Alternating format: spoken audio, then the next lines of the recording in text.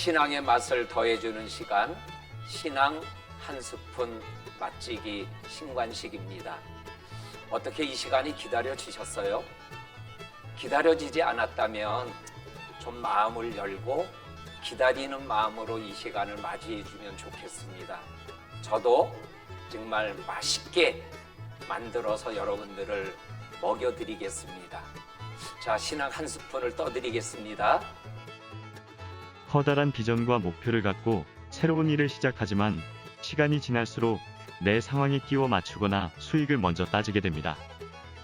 한 길만 달려온 지 어느덧 수십 년이 되었는데 처음 시작할 때의 꿈은 없어지고 현재 상황에서 허둥댈 때가 많아 씁쓸합니다. 어렸을 때 우리는 이러한 질문을 한두 번 꼭 한번 받으셨을 겁니다. 너 커서 뭐가 되고 싶니? 여러분들은 뭐라고 답했는지 혹시 기억이 나는지 모르겠습니다. 무엇이 되는 거, 이게 꿈이 아니에요. 내가 무슨 일을 하는가, 이게 진짜 꿈이 아니겠습니까? 예를 들면 나는 난치병 환자들을 위하여 살아가고 싶어. 이게 진짜 꿈이죠. 그래서 그것을 위하여 그러면 나는 의사가 될 거야. 나는 이러한 일을 할 거야 하면서 어떠한 일을 선택하는 게 수순 아니에요? 그런데 우리들은 삶을 위해서 직업을 선택하며 살아갈 때가 있어요. 저도 목사이지만 큰 분명한 꿈을 갖지 못하고 하나님이 부르셨다라는 그거 하나에 의해서 목사의 길을 들어섰어요. 특별히 법한교회 목사로 내려올 때 목회 철학이라 그러죠. 이 목회 철학을 분명히 갖지 못하고 내려왔던 저의 모습이 생각이 나요. 내가 법한교회 목회를 이렇게 해야지, 뚜렷한 비전 없이. 그런데 하나님께서 2002년도에 새 성전을 짓고 이곳으로 올라올 수 있는 은혜를 주셨어요. 근데 2002년은 우리가 다 알지만 특별한 해 아니에요. 월드컵을 통해서 4강 신화를 통해서 대한민국 모든 사람들이 하나가 됐던, 뭐죠? 대한민국. 그래요. 모든 사람을 흥분하게 했던 2002년도에 우리 교회도 새로운 역사의 전환점에 들어가는 새 성전의 역사로 걸음을 내딛게 됐어요. 동시에 저 개인적으로도 분명한 목회의 비전을 하나님으로부터 받게 되는 그러한 사건이 있었어요. 4월 달에 입당을 했는데 6월 달에 제주도에서 동남아 선교사 대회가 열리게 되었어요.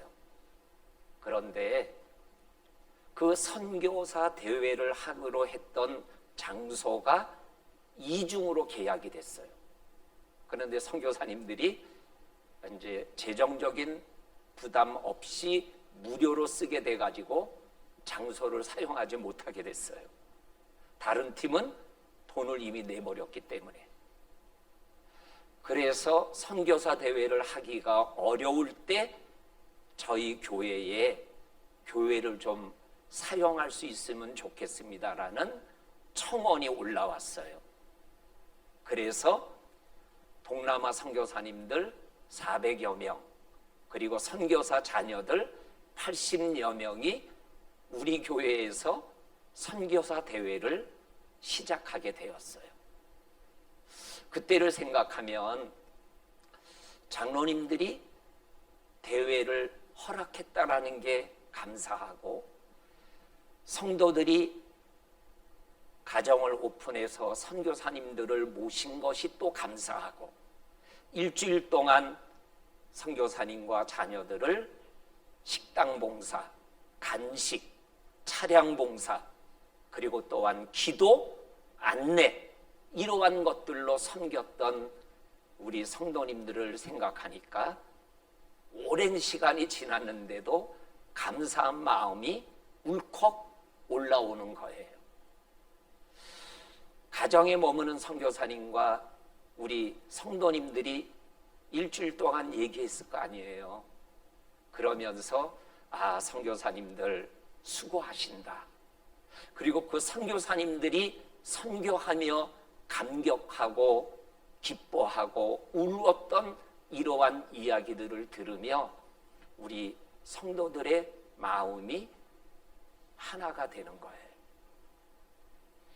선교 사역이 만만치 않잖아요. 그런데도 어려운 중에서도 선교를 포기하지 않고 끝까지 하겠다라는 선교사님들의 모습을 보면서 누가 특별히 얘기하지는 않았지만 마음속에 선교에 대해서 문자적으로만 알았던 선교가 하나님이 원하시고 하나님이 기뻐하시는 그러한 일이라는 것을 몸으로, 마음으로 깨닫게 되어졌어요. 그래서 저도, 그리고 우리 성도들도 선교해야겠다. 선교를 위하여 기도를 해야 되겠다. 그리고 할 수만 있다면 물질로도 선교사님을 도와드려야 되겠다. 내가 선교 현장으로 못 나가도 선교적 교회로 우리 교회가 나가면 좋겠다라는 마음을 목회하는 저에게도, 또한 선교사님을 섬겼던 성도들에게도 똑같은 마음을 주셨어요. 그리고 선교적 교회로 가는 꿈이 생겨나기 시작했어요. 그리고 20년 동안 13분의 선교사님을 파송하고 협력하고 섬기는 일을 우리가 지금까지 해오고 있는 거죠. 우리 모세에 대해서 다 잘 아시죠? 이 모세가 이집트에서 왕자로 자라잖아요. 그러나 그는 히브리 사람이잖아요. 왕궁에서 왕자로 자라가며 마음속에 자신이 갖고 있는 꿈이 있었겠죠. 그런데 어느 날 이집트 사람과 히브리 사람이 다투는 것을 보고는 이집트의 왕자인데 이집트 사람을 때려 죽여요. 그것 때문에 광야로 살겠다고 도망가게 되죠. 도망가는 순간 어떻게 돼요? 가지고 있었던 꿈과 비전을 다 버릴 수밖에 없었죠.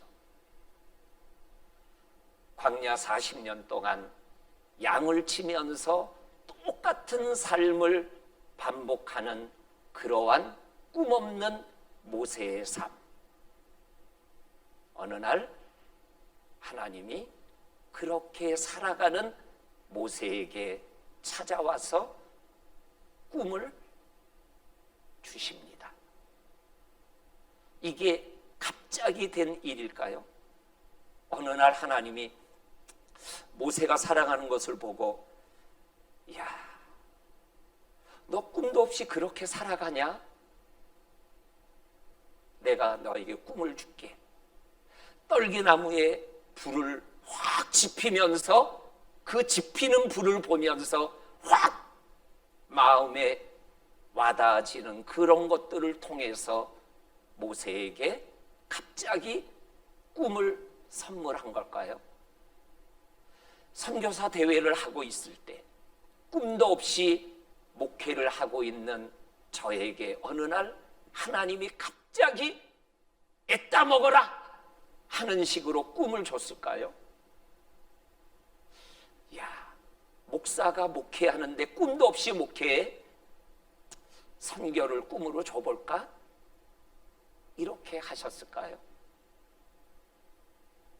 하나님은 갑자기가 아니에요. 기다리던 때가 있었고 또 꿈을 주고자 하는 마음을 가지고 나를 계속 바라보고 있었던 것이죠. 그러면 꿈이라는 것이 모세처럼 거창한 것이어야만 할까요? 다니엘서를 한번 읽어보세요. 거기에 보면 다니엘이 이러한 꿈을 가지고 바벨론 포로 생활을 했다라는 말씀이 안 나와요.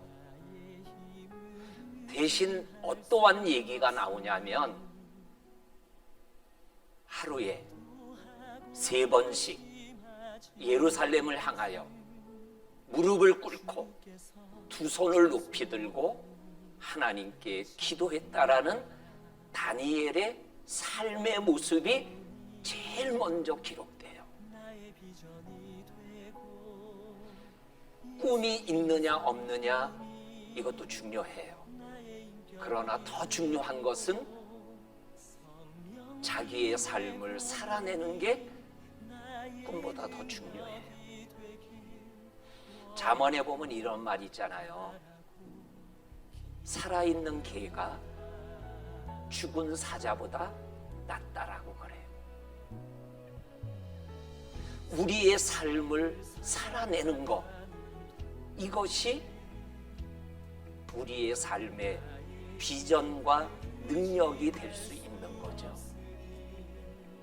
저는 내 삶을 통해서 하나 고백할 수 있는 것, 날마다의 새벽에 큐티를 통해서 하나님을 만났던 그 삶이 저의 삶을 여기까지 견인했고, 그리고 그 삶은 계속될 거고, 그리고 그 삶이 저에게는 능력이 되었어요. 하나님의 꿈이 여러분의 꿈이 되어서 하루하루 살아가는 복된 한 주간 되시기를 바랍니다. 참 기쁨이 되시니라. 하나님의 꿈이 나의 비전이 되고 예수님의 선